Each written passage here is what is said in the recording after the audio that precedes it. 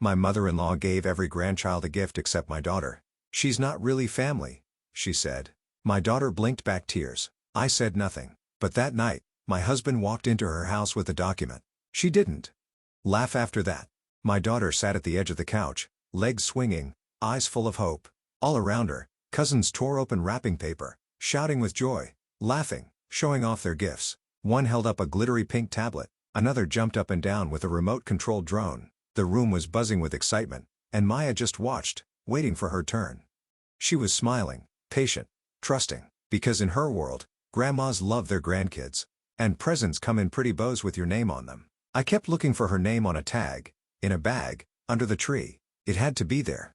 When the last gift was handed out, and she was still sitting there, empty-handed, she looked up at me with a quiet whisper. "Did Grandma forget me?" I turned to Margot and asked gently, "Was there another one? Maybe it got missed?" She didn't even hesitate.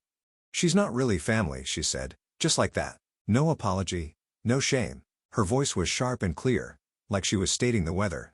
"She's adopted. It's not the same." Maya heard every word. She didn't cry. Not right away. She just nodded, as if that explained everything. Then she looked down at her hands and folded them in her lap, like she was trying to take up less space. I felt like someone had knocked the wind out of me. My mouth opened, but nothing came out. I wanted to protect her, to say something, anything. But I was frozen. And the worst part? No one else said anything either. Cousins glanced at each other. My sister-in-law looked away. Caleb sat beside me, jaw clenched, eyes locked on his mother. But even he didn't speak. We stayed for dinner. We went through the motions. Maya never brought it up again. That night, back at the guest room, Caleb opened the drawer of his suitcase and pulled out a manila folder. He looked at me and said, "I brought it in case she did something like this. I was hoping I wouldn't need it." He left the house alone just after midnight with that folder in his hand. I didn't ask what was inside. I didn't have to. Whatever he said to her, whatever she read in that envelope, she didn't laugh the next morning. And she never called Maya, not family, again. This happened last Christmas. It was supposed to be one of those big family gatherings where everything looks picture perfect. Fireplace crackling, matching pajamas, cider on the stove, kids running around the house like it's a playground. Margot, my mother-in-law, goes all out. She has this Pinterest board kind of holiday style. She's the type who sets out cloth napkins folded into trees and names each cheese on the platter with a little chalkboard stick. She's also the type of woman who believes in how things should be. I've been married to her son, Caleb, for 10 years. We met in college, and from day one, he was this calm, thoughtful, quietly intense kind of guy. He's never been the loudest person in the room, but he's always been the one who listens the closest. He's the one who knows what you need before you say it. When I fell in love with him, I also fell in love with the idea of building a family with someone who actually understood what love was supposed to look like. It wasn't easy for us. We struggled to have kids for years, 4 miscarriages, 2 failed IVF cycles, a lot of late nights just holding each other in the dark, not saying anything because there was nothing left to say. Eventually, we started talking about adoption. It wasn't our plan B. It became our best decision. We found Maya through a local agency. She was 5 when we met her. I still remember the first time she held my hand. She didn't say a word. She just slipped her tiny fingers into mine while we walked through the park, and I knew this was it. This was my daughter. Maya is light in every room she walks into. She loves painting, especially animals. She names the squirrels in our backyard. She laughs at her own jokes even when nobody else gets them. She's gentle, kind, and so deeply thoughtful it hurts sometimes. From the day she came home, Caleb was dad. Not stepdad, not foster dad, just dad. She started calling me mom on her own one night while I was brushing her hair. I didn't even correct her. I just cried. We never treated her like she was anything but ours, but that doesn't mean everyone else followed suit. Margot was polite when we introduced Maya. Cold, but polite. She didn't say anything cruel. Not at first, but she never really saw her. She didn't learn her favorite colors. She didn't ask her questions. She didn't make the same effort she did with our nieces and nephews. Still, I told myself she'd come around. I wanted to believe she just needed time. Caleb was more cautious. He knew his mother better than I did, and he didn't expect much, but he gave her the benefit of the doubt, for Maya's sake. So when Margot invited the whole family to her house for Christmas that year, we accepted. We packed up the car, loaded presents and snacks, and drove 6 hours to North Carolina. Maya was buzzing with excitement. She made cards for every cousin. She couldn't wait to see the big tree Margot always put up in the foyer. She even brought her favorite dress because she wanted to look grown up. I remember looking at her in the back seat, singing along to Christmas music, holding her teddy bear, and I remember thinking, This year will be different. This year, she'll feel it. She'll feel like she belongs. The house was full of noise and warmth when we arrived. Siblings, cousins, pets. Maya ran straight into the chaos like she was home. I saw her hug Margot. I saw Margot pat her on the head like she would a neighbor's kid. Not unkind, but distant. Still, I smiled. I held on to hope. Maybe it was just awkwardness. Maybe love doesn't come naturally for everyone, but that doesn't mean it won't come eventually. I helped with dinner. Caleb played with the kids. Maya helped pass out cookies shaped like reindeer. Everything looked right. Everything felt almost normal until the next morning. Until the gifts, until my daughter sat in a circle of children opening presents, watching them unwrap joy while her own hands stayed empty. And everything I had been hoping for shattered right in front of me. We'd finished breakfast, and all the kids were buzzing because it was gift time. At Margot's house, that wasn't just a thing. It was the thing. She made a whole event of it. She stacked the presents under the 12-foot tree in color-coded wrapping paper, had the kids sit in a circle, and passed out the gifts one by one while everyone watched. Maya was practically bouncing with excitement. She kept looking toward the tree, then back at me, whispering, "I think mine's the purple one with the snowman on it." I smiled and nodded, even though I hadn't seen her name on any of the tags. I tried to ignore that gnawing feeling in my chest. Maybe hers was hidden behind the tree. Maybe it was still in the guest room closet. Maybe Margot was saving it for last. The gifts started flying open. Squeals, giggles, everyone holding up new toys, gadgets, glittery jackets. Maya clapped for each cousin like it was their birthday. Then the pile under the tree started shrinking. Fast. 5 kids, 10 gifts. Then 3 kids, 2 gifts, 1, none with Maya's name. And she noticed. She turned to me with a soft voice. "Did Grandma forget mine?" I looked around pretending to search. "Maybe it's still under there," I said. That's when I stood up and asked Margot directly. "Hey, is there one for Maya that didn't make it out here?" Margot didn't look surprised. She looked annoyed, like I was making a scene, like I had broken some unspoken rule by asking. She looked right at Maya and said, "She's not really family." I didn't think it was appropriate. Silence. Not shocked silence. Complicit silence. One of the cousins started fiddling with their ribbon. My sister-in-law cleared her throat and busied herself with the trash bag for wrapping paper. No one looked at me. No one looked at Maya. I looked down at my daughter. Her face didn't crumble. She didn't cry. She just blinked slowly, like she was trying to figure out what she did wrong. And then, God, it was the way she nodded. Just a quiet, almost imperceptible nod. Like she understood something she shouldn't have to understand. I knelt beside her. My hands were shaking, but I tried to keep my voice steady. "You did nothing wrong," I whispered. She nodded again, forced a smile. "It's okay, Mommy. Maybe next year." I don't know how I didn't break right there. Caleb sat stone still, jaw clenched, staring straight ahead like if he moved, he'd explode. I kept waiting for someone, anyone, to speak up. To say, "Margot, that's cruel," or "Maya is family," or even just, "That's not okay." But they didn't. And I was so angry, not just at Margot, but at every single adult in that room who chose comfort over courage. I wanted to scream. I wanted to grab Maya and leave, but I didn't. I stayed seated, paralyzed by the moment, trying to weigh damage control with dignity. What would it do to Maya to see me lose control? What would it do to Caleb if I went head-to-head with his mother in front of the whole family? So I stayed silent. And in doing so, I felt like I'd betrayed my own daughter. Later, when the room started to move on, when the kids were distracted again and the adults returned to sipping coffee and scrolling their phones, I watched Maya disappear quietly into the corner, curling up with her teddy bear, her shoulders tense, her eyes on the floor. She didn't speak for the rest of the morning. She didn't ask for a gift. She didn't ask why. She just kept that fake little smile on her face, and every time someone looked her way, she made sure she looked fine. But I wasn't. That moment burned something into me.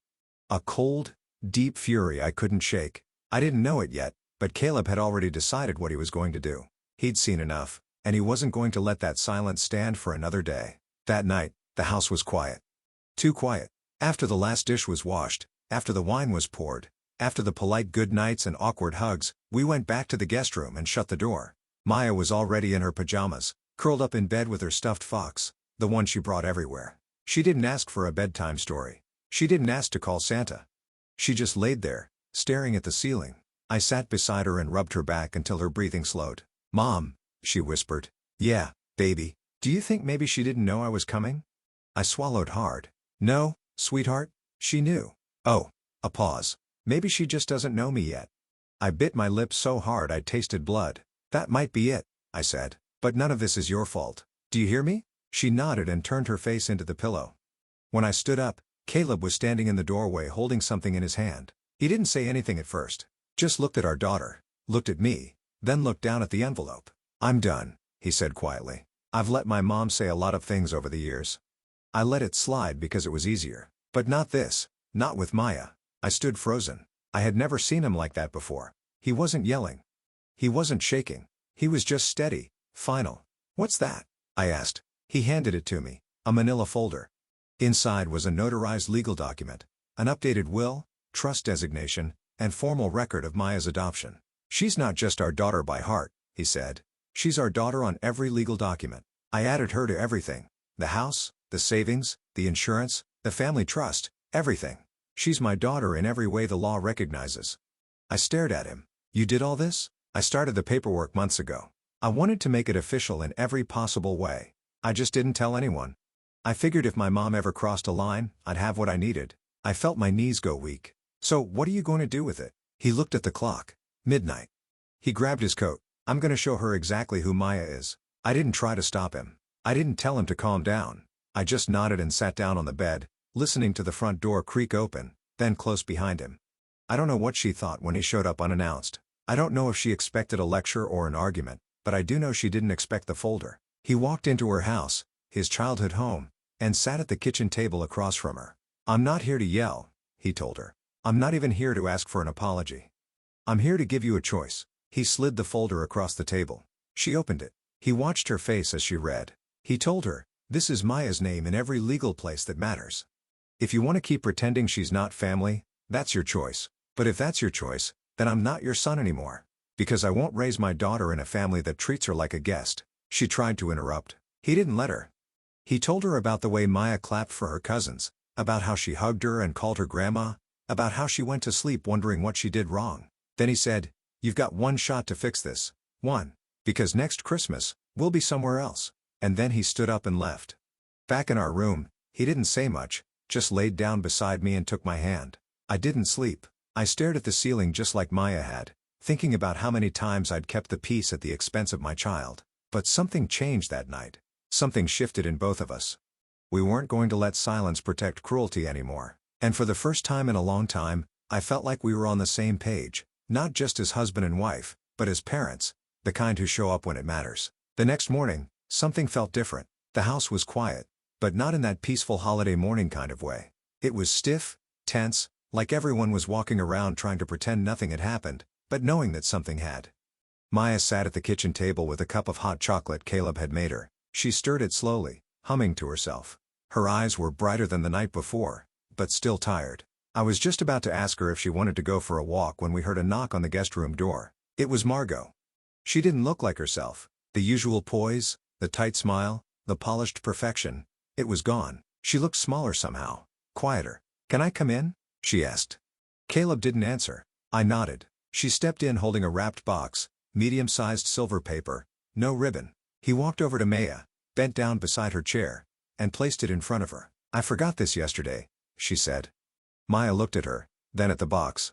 Her hands didn't move toward it. Margot cleared her throat. "I made a mistake." Her voice was low, tired, and "I'm sorry. I was wrong." She didn't say it to me. She didn't say it to Caleb. She said it to Maya. "I let something in my head convince me that family is just blood, but I forgot that family is love. And you've loved me from the start, more than I deserve." Maya glanced at me, unsure. I gave her a little nod. She carefully unwrapped the gift. Inside was a set of watercolor paints, professional grade, not the kiddie kind, a fresh sketchbook, and on top, a card. She opened it and read quietly. Her lips moved, but I couldn't hear the words. Then she looked at Margot. "You want me to draw you something?" Margot's eyes filled with tears. "I'd like that very much." Maya nodded. "Okay."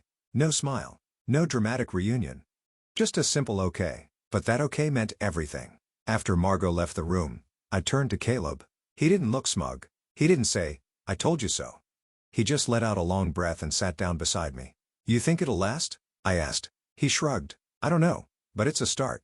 That night before bed, Maya drew something in her new sketchbook. A little girl holding hands with two taller figures, a man and a woman. Behind them was a house with a tree, and in the sky, she'd drawn a sun with a smiling face. She titled it Home. She showed it to Caleb and he kissed her forehead. "That's exactly what we are." A few days later, after we'd driven back home and unpacked our bags, a small envelope arrived in the mail. No return address, just Margot's careful handwriting. Inside was a photo, an old one.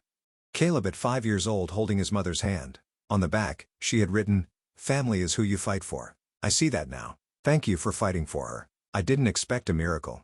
I still don't.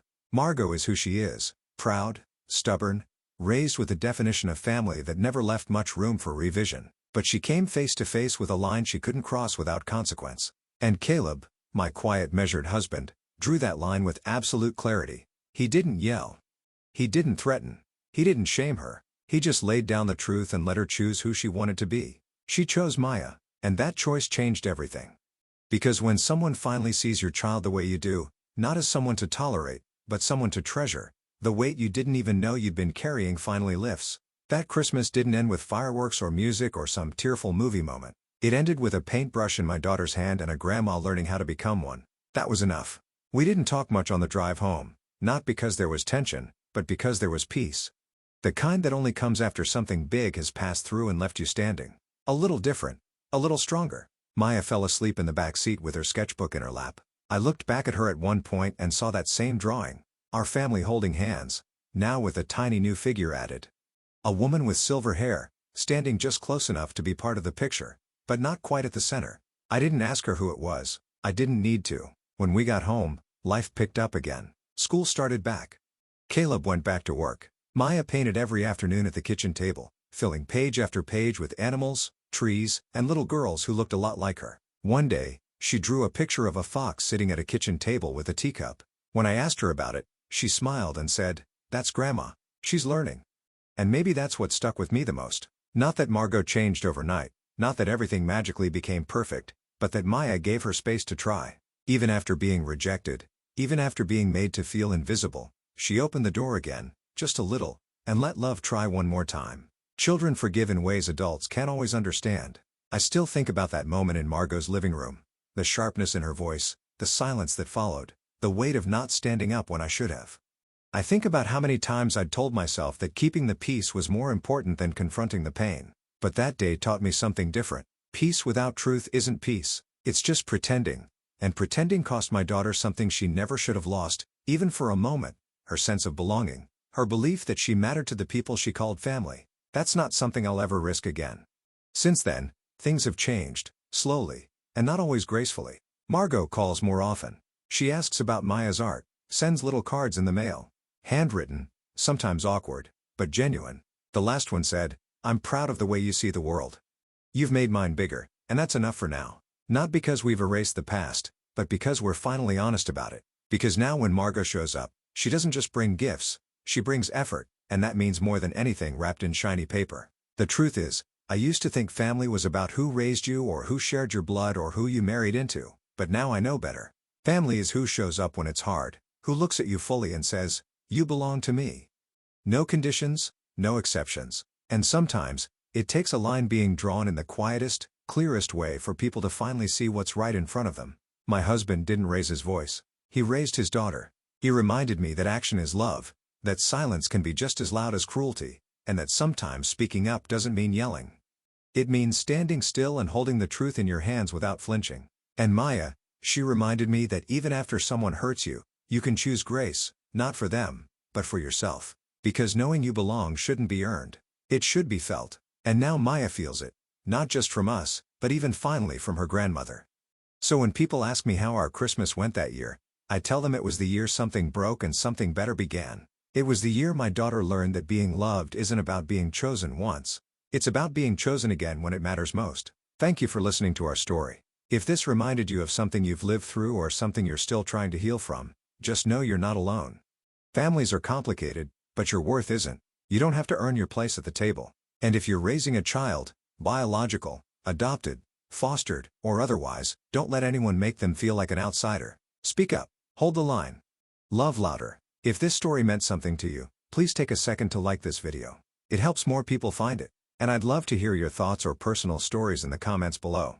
I read every single one. If you're new here, or you want more real, raw, and honest stories like this, go ahead and subscribe to the channel and hit the bell so you don't miss the next one. Thank you for being here. Thank you for seeing Maya. Thank you for choosing kindness. Until next time, take care of yourself and the people you call family.